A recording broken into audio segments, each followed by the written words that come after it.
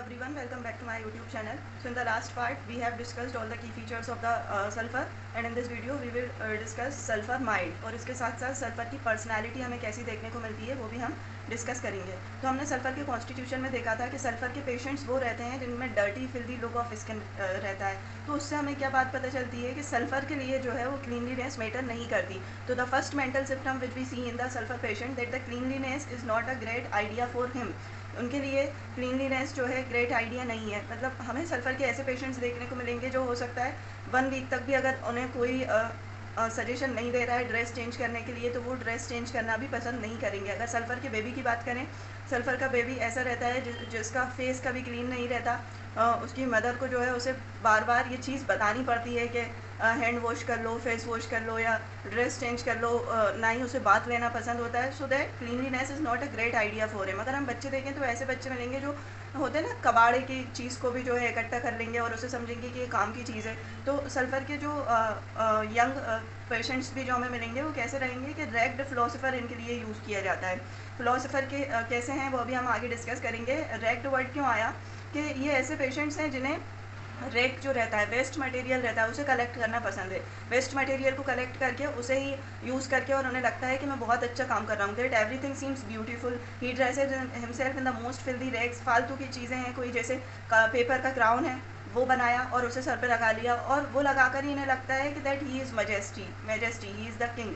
तो ये ऐसे पेशेंट है, उसे ही डेकोरेशन का सामान समझने लगते हैं। Everything seems beautiful, he dresses himself in the most filthy rags but considered them to be most elegant of decoration. Wears paper crown thinking he is majesty or the king. ये paper का crown बनाया, उसे लगा लिया और समझते हैं कि मैजेस्टी है ये जो है ये किंग है। एक्चुअल क्राउन इन्होंने लगाया हुआ है। इसके अलावा फ़िलोसोफर्स कैसे होते हैं, हमें फ़िलोसोफर की कैरेक्टरिस्टिक देखें तो फ़िलोसोफर में मेनली 2 कैरेक्टरिस्टिक्स हमें देखने को मिलते हैं। एक तो ये कि वो स्टडी में बहुत अच्छे होते हैं, चीज़ों को बहुत ज़्यादा पढ़ते हैं, और दूसरी मिलती है हमें हर चीज़ के बारे में क्यूरियोसिटी देखने को मिलती है सल्फ़र के पेशेंट्स में। तो ये क्या होंगे, इन्हें फ़िलोसोफर टर्म क्यों दिया गया है? ये स्टडी में बहुत अच्छे होते हैं, बहुत ज़्यादा चीज़ों को डीपली पढ़ेंगे और जब स्टडी करेंगे तो उससे क्या होगा, इनमें नॉलेज बहुत ज़्यादा आएगी। तो सल्फ़र के पेशेंट्स ऐसे होते हैं जिनका इंटेलेक्चुअली बहुत अच्छे रहते हैं, जिनके पास बहुत नॉलेज रहती है, और वो नॉलेज से इन्हें क्या होता है, नॉलेज से इनके अंदर आता है ego, that I know everything. ये ईगोइज़म जो है प्रिवेल्स करता है सल्फ़र के पेशेंट्स में।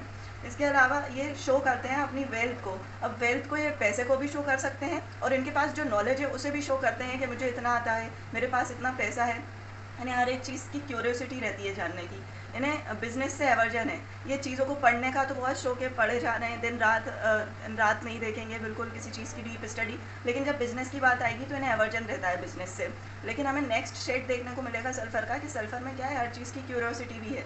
तो अगर हमें सल्फ़र का ऐसा पेशेंट मिल रहा है जो बिज़नेस कर रहा है तो वो बिज़नेस में भी बहुत अच्छा होगा। वो रीज़न जो है अभी हम आगे डिस्कस करेंगे एंजाइटी ऑफ सल्फ़र वाले टॉपिक में।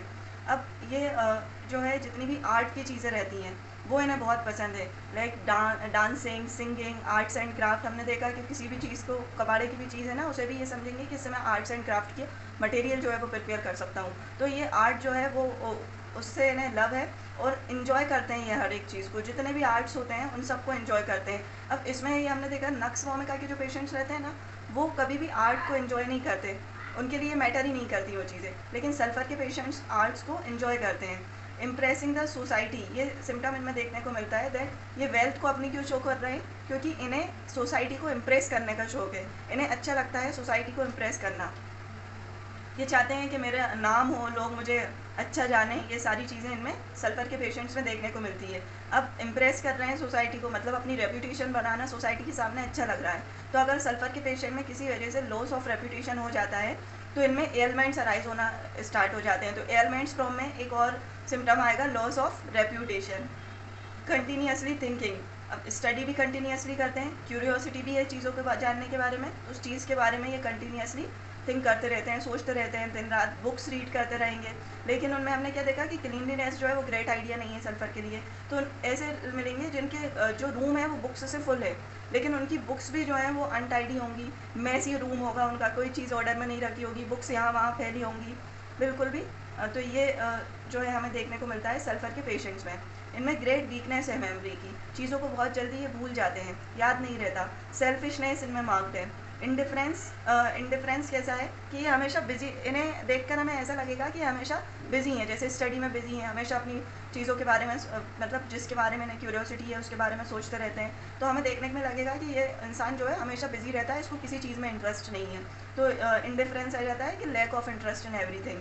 हाइपोकॉन्ड्रिकल है, हाइपोकॉन्ड्रिकल का जो मीनिंग है हम बहुत बार डिस्कस कर चुके हैं कि चीज़ों को बड़ा चढ़ाकर बताना, कि थोड़ी सी भी डिजीज़ हुई है उसे भी बहुत ज़्यादा बढ़ा देना।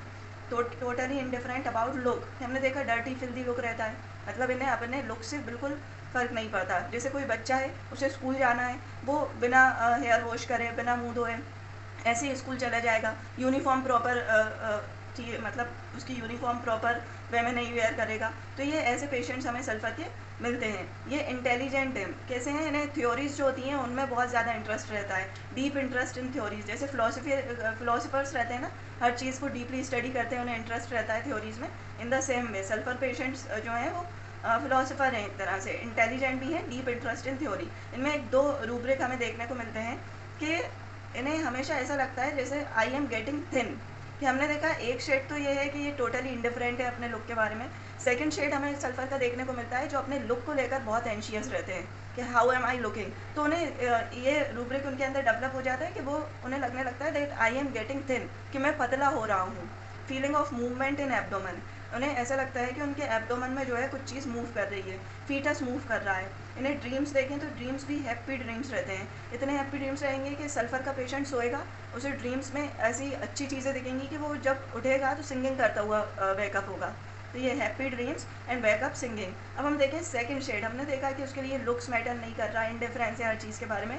लेकिन सेकंड शेड हमें सल्फर का देखने को मिलता है कि उसमें एंजाइटी रहती है, और ये एंजाइटी रहती है उसे या तो खुद के लुक के बारे में, उसकी हेल्थ के बारे में, उसकी वेल्थ के बारे में, या उसकी फैमिली के बारे में। तो anxious about family and friends, कि वो अपने फैमिली एंड फ्रेंड्स के बारे में बहुत एंशियस है, कि मान लीजिए किसी वजह से उसके जो फैमिली एंड फ्रेंड्स हैं वो उससे दूर हो गए, तो ये चाहे किसी भी तरीके से उन्हें वापस पाना चाहेगा, दे वॉन्ट बैक। उसे ऐसी फीलिंग आने लगेगी कि ये लोग मुझसे प्यार नहीं करते, 4 सेकंड फीलिंग आने लगेगी, किसी भी तरीके से उन्हें जो है वापस पाना चाहेगा, और वापस पाने के लिए इतनी मेहनत करेगा कि जो बाकी की चीज़ें हैं उसे छोड़ देगा, इंडिफरेंट हो जाएगा, मिस्टीरियस हो जाएगा, कि ट्रिक्स अपनाने लगेगा उन्हें वापस पाने के लिए।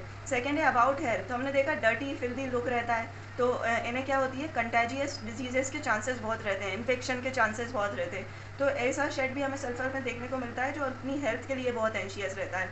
एक है अबाउट अपीयरेंस, अबाउट अपीयरेंस अभी हमने डिस्कस करा, that I am getting thin, उसे लगेगा मैं पतला हो रहा हूँ।